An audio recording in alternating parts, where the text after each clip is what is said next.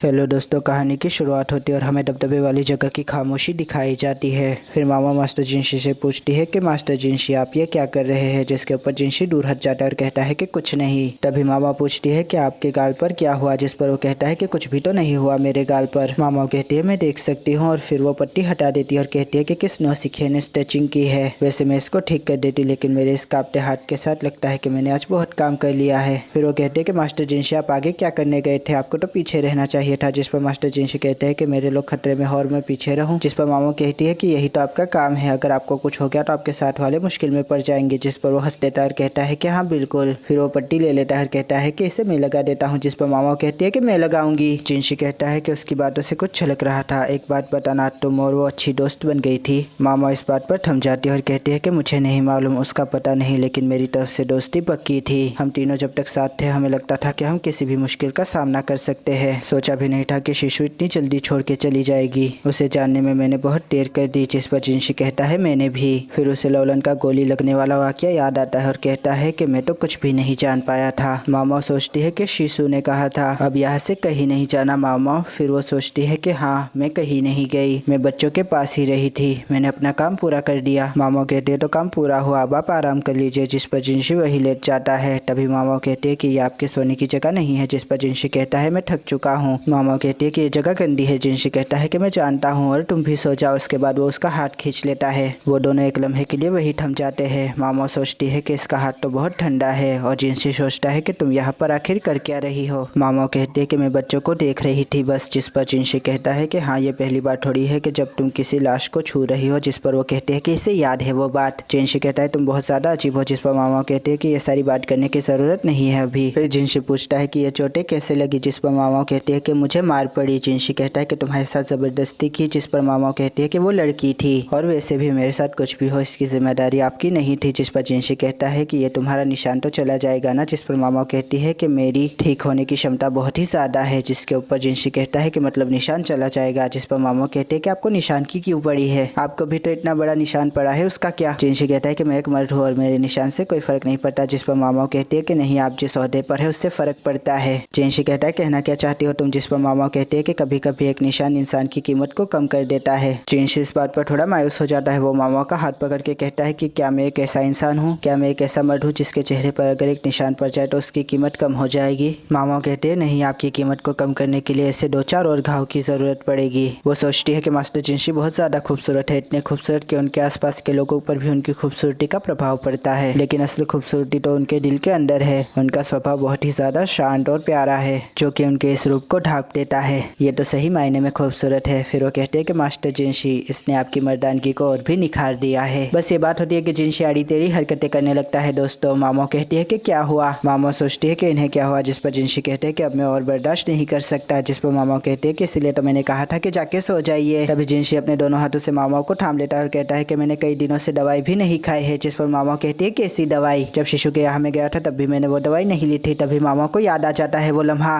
वो कहते हैं कि मास्टर जिनशी अब आपको सो जाना चाहिए। जिस पर वो उसे और कस के पकड़ लेता है और कहता है कि नहीं मैं एकदम ठीक हूँ। जिसके ऊपर मामा कहते हैं कि नहीं आप ठीक नहीं है, आप चले जाइए। जिनशी कहता है कि अगले आधे घंटे तक चुप ही रहना। जिस पर वो सोच में पड़ जाती है और कहती है कि आधे घंटे में ये क्या करने वाला है। फिर जिनशी अपने लबों को उसके लबों के पास ले जाता है और तभी वहाँ पर आवाज आ जाती है। जिनशी कहता है कि ये क्या था। तभी मामा दौड़ के सारे बच्चों के सफेद कपड़ों को हटाने लगती है। वो एक के बाद एक हर बच्चे के नब्ज को जांचती है और फिर वहाँ पर अचंभित बैठ जाती है। उसे शिशु की वो बात याद आती है कि ये तो दवाई है। जिसके ऊपर वो सोचती है कि शिशु ने इन्हें दवाई दी थी। और देखते ही देखते सुबह हो जाती है। मामा रोने लगती है। जिनशी कहता है कि क्या हुआ। मामा जिनशी से कहते हैं कि जाकर कुछ गर्म कपड़े लाए, खाना लाए और पानी भी लाए। वो कहते हैं कि मुझे नहीं पता कि मास्टर जिनशी इन बच्चों के साथ अब क्या करेंगे, लेकिन मैं इन्हें जरूर बचाऊंगी। जिनशी कहता है कि ये तो मर गए थे, और तभी उससे शिशु की वो बात याद आती है कि वो सब मर चुके हैं, आप कुछ ना करे। फिर वो हंस देता है और कहता है कि लोलन सच में एक लोमड़ी की तरह है। मामा कहते हैं जिनशी। जिस पर जिनशी कहता है समझ गया। वो बाहर जाकर सिपाहियों से कहता है कि गर्म खाना लेकर आओ और गर्म पानी भी,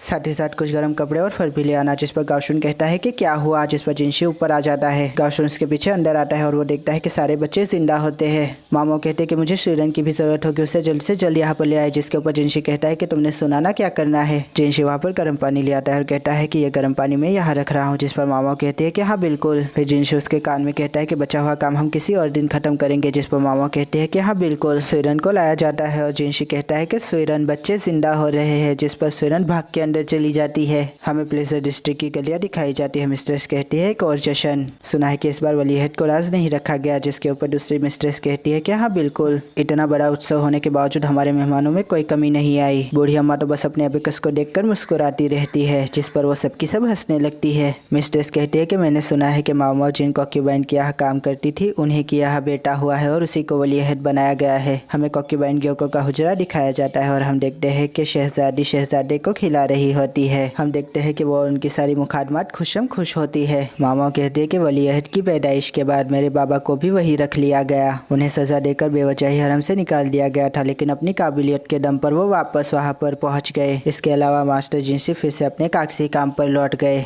मास्टर जिनसी दस्तावेजों को देखकर मुंह बना देते हैं। सब कुछ ठीक हो गया और इसका मतलब ये भी है कि हरम में भी मेरा कार्यकाल खत्म हो गया और इसीलिए मैं प्लेजर डिस्ट्रिक्ट आ गई। मैं यहाँ पर दवाइयाँ बनाने का काम करती हूँ, लेकिन मैं देख रही हूँ कि मेरे बाबा ने जो दवाइयाँ बनाई थी वो अब खत्म हो रही है, इसीलिए काम बहुत बढ़ गया है। तभी वहाँ पर क्यों आ जाता है और कहता है कि आप फट लड़की, क्या मुझे खाना मिलेगा? जिसके ऊपर मामा कहती है कि बिल्कुल मिलेगा, लेकिन अगर कुछ तोड़ा तो मुझसे बुरा कोई नहीं होगा। जिस पर वो कहता है कि मैं खुद ही निकाल लेता हूँ। फिर मामा कहती है कि क्यों को सबसे बाद में होश आया था। एक लम्हा आया जब सुरन को लगा कि वो उठेगा ही नहीं। सुरन कहते हैं कि इस दवाई की अभी भी जाँच हो रही थी, वैसे तो ये बेहतर हो चुकी है, लेकिन फिर भी। मामा कहते हैं कि चारों बच्चों को वक्त पे होश आ गया था और इसीलिए वो बच गए, लेकिन क्योंकि देर से उठा तो उसकी सारी याददाश्त मिट चुकी थी। इसके अलावा उसका आधा शरीर भी अकड़ चुका था, लेकिन इसके बावजूद वो वापस आ गया और उसका शरीर भी ठीक हो गया। पता नहीं क्या वजह थी, लेकिन पहले उठे चारों बच्चों को भूतपूर्व कॉक्यूबाइन आडुओं को सौंप दिया गया और उन्होंने सुरन की भी जिम्मेदारी ले ली। क्योंकि वो शाही खून थी इसलिए उसे मारा नहीं गया, लेकिन उस पर नजर जरूर रखी जाएगी जब तक कि उन लोगों को इत्मीनान नहीं हो जाता। सुरन एक शहजादी है, लेकिन उसने बहुत सारी तकलीफें सही, लेकिन अब लगता है कि वो एक शहजादी की तरह जिएगी।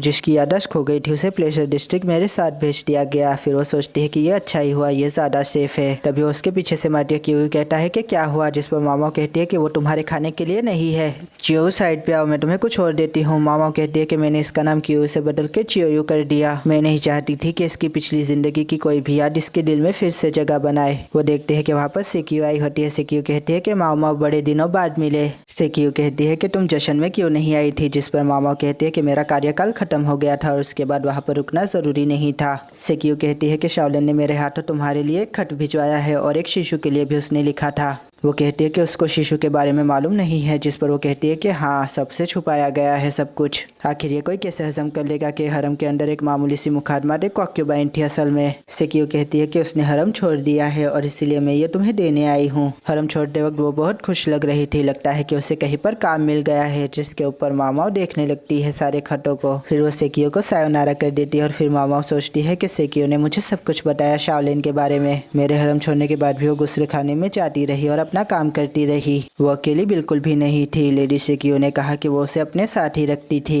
मामा आसमान की छत को देखती है और कहती है कि तो शाओलिन भी अब चली गई। फिर वो उसके खत को पढ़ने लगती है। मामा तुम कैसी हो? मैं ठीक हूँ। मेरी अवधि खत्म हो चुकी है और मैंने हरम को छोड़ दिया है। तुम्हें वो कॉक्यूबाइन तो याद है ना, जिसने हमें काम करते वक्त बालों की पिन दी थी? उनकी एक छोटी बहन भी है और उन्होंने मुझे वहाँ पर काम पर लगा दिया है। मैं पूरा मन लगा के अपना काम करूंगी और हम जब रूबरू मिलेंगे तब मैं तुम्हें सब कुछ बताऊंगी। तुमसे और शिशु से बहुत जल्द ही मुलाकात होगी और तब हम फिर से आइसक्रीम बनाकर खाएंगे। मामाओं की आंखों से एक आंसू टपक के खट के ऊपर पड़ता है। दोस्तों, दिखाया तो नहीं गया, लेकिन मैं पक्के दावे के साथ कह सकता हूँ कि यह अक्षर शिशु है, जिसे ले गई थी अभी हवा।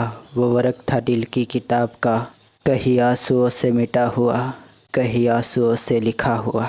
हम देखते हैं कि प्लेजर डिस्ट्रिक्ट के अंदर बर्फबारी हो रही होती है। मामा कहती है कि उन्हें शिशु की लाश अभी तक नहीं मिली। वो कहते हैं कि गर्मियों के मौसम में जब बर्फ हट जाएगी तो वो उसे फिर से ढूंढेंगे, लेकिन मैं दुआ करती हूँ कि वो उन्हें कभी ना मिले। मामा कहती है कि उम्मीद है कि ये नई दवा मैं सोच रही हूँ वैसे ही काम करे। हम देखते हैं कि उसने अपनी छोटी उंगली को रस्सी से बांध लिया होता है और तभी वो उसके ऊपर चाकू से वार करने चाहती है और कहती है कि अब मैं तैयार हूँ, लेकिन तभी जिनशी आ जाते हैं और कहते हैं कि ये तुम क्या कर रही हो? मामा कहते हैं मास्टर जिनशी, आपका काम खत्म हो गया। जिस पर जिनशी कहता है कि मैंने एक ब्रेक ले लिया बीच में। तभी हम देखते हैं कि बूढ़ी अम्मा उनके लिए नाश्ता रख देती है और खुशी खुशी वहाँ से चली जाती है। मामा सोचती है कि इन्हें क्या इतनी पड़ी है। तभी वो जिनशी की चोट को देखती है और कहती है कि मेरे बाबा का तो जवाब नहीं, उन्होंने तो इसे एकदम ठीक कर दिया, आप तो बहुत थके हुए लग रहे हैं। तभी जिनशी कहता है कि शीकलैंड का सारा जिम्मा मेरे ऊपर आ पड़ा है, उनकी ज़मीनों के सारे कागजातों को मैं छान रहा हूँ। जिसके ऊपर मामा सोचती है कि मैंने सुना है कि शीकलैंड के सारे सदस्यों को पहले से ही मौत की सज़ा दी गई है, तो देखा जाए तो वो ज़मीन अब राज्य की है। लगता है कि ये काम कर करके थक गए हैं, मुझे कुछ ऐसा बनाना चाहिए जिससे इनके शरीर में स्फूर्ति आए। ऐसा लगता है कि मिर्चियों से काम बन जाएगा। तभी वो कहता है कि क्या सोच रही हो।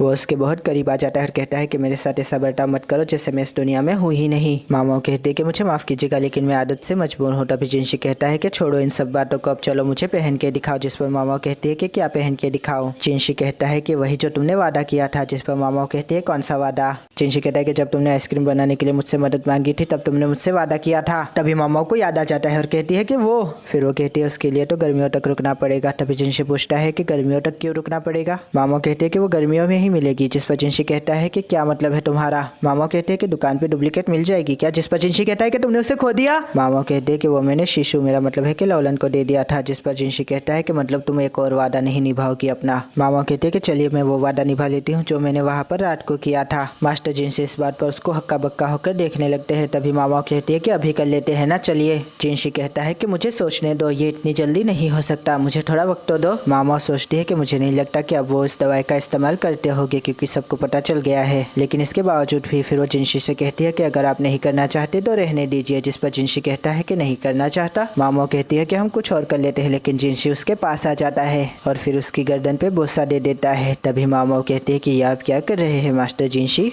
मास्टर जिनशी कहते हैं कि तुम्हें शायद पता चल जाना चाहिए अब तक। मामा कहते हैं कि असल में बात यह है कि कुछ इंसानों में जहर होता है। मास्टर जिनशी को इस बात पर गुस्सा आ जाता है और वो कहते हैं कि थोड़े से जहर से तुम्हें कुछ नहीं होने वाला, और फिर उसे काटने लगते हैं। मामा कहते हैं कि आप मुझे काट क्यों रहे हैं, मुझे मारना चाहते हैं क्या। तभी जिनशी पकड़ के उसे अपनी बाहों में ले लेता है और गले से लगा देता है। जिनशी कहता है कि चलो अब काम खत्म करते हैं। जिस पर मामा कहते हैं कौन सा काम। जिनशी कहता है कि तुम्हें याद नहीं है कि दबदबे वाली जगह पर भी तुमने एक वादा किया था। तभी मामा उसके घाव को देखती है और कहती है कि ये अब ठीक हो रहा है। जिनशी कहता है कि तुम्हें जहर चखने में मजा आता है ना। फिर वो उससे बोसा देने लगता है होठों पे। वो उसके इतने करीब होता है कि जैसे बीच में से हवा भी नहीं जाने वाली, लेकिन तभी वहाँ पर जियो आ जाता है। वो कहता है आफत, मैंने ये ढूंढ लिया, तुम्हें यही चाहिए था ना। मामा कहते हैं बहुत अच्छे। फिर वो कहती है ये तो बहुत बड़ा है। जिस पर वो कहता है कि हाँ बिल्कुल। जिनशी कहता है कि जब भी मैं अपना काम खत्म करने चाहता हूँ तब कोई ना कोई क्यों आ जाता है। जिसके ऊपर चियो कहता है कि ये कौन है। जिस पर मामा कहते हैं कि वो बेचारा थका हुआ है। फिर मामा कहते हैं ये है तुम्हारा इनाम, मीठी गोली। जिसके ऊपर वो खुश हो जाता है। फिर वो वहाँ से चला जाता है और मामा बाहर आ जाते हैं और कहते हैं कि दादी उनके लिए बिस्तर और धूप पत्तियाँ तैयार कर दीजिएगा, वो बहुत ही थके हुए हैं। वो कहते हैं मास्टर जिनशी आप बहुत ही थक चुके हैं, चलिए अब जाकर आराम कर लीजिए। जिस पर वो कहता है कि सही कहा तुमने, मुझे आराम करना चाहिए। फिर वो उसके पैरों पर अपना सर रख देता है। वो कहती है ये आप क्या कर रहे हैं। जिस पर वो कहता है कि मैं तुम्हारे पैरों को अपना तकिया बना रहा हूँ। मामा कहते हैं कि मास्टर जिनशी आप सोने का नाटक कर रहे हैं क्या। जिस पर जिनशी कुछ नहीं बोलते। तभी मामा दवाई बनाने लगती है और कहती है कि इन्होंने मेरे पैरों को तकिया बना दिया। मास्टर जिनशी उसकी गोद में ही सो जाते हैं और वो दवाई बना रही होती है और ये काफी अच्छा लम्हा दिख रहा होता है। तभी सीन शिफ्ट होता है और हमें दिखाया जाता है बंदरगाह। हमें एक लड़की कोट लेडी के कपड़ों में दुकानदार के सामने दिखाई जाती है। वो पूछती है कि ये केकड़ा है ना। दुकानदार कहता है कि ये तराशा गया है जेड़ से पहले के दिनों में। जिस पर वो कहती है कि जेड़ से तराशा गया है। फिर दुकानदार कहता है कि मेरा वक्त बर्बाद मत करो, अगर तुम्हें खरीदना है तो बोलो वरना जाओ यहाँ से।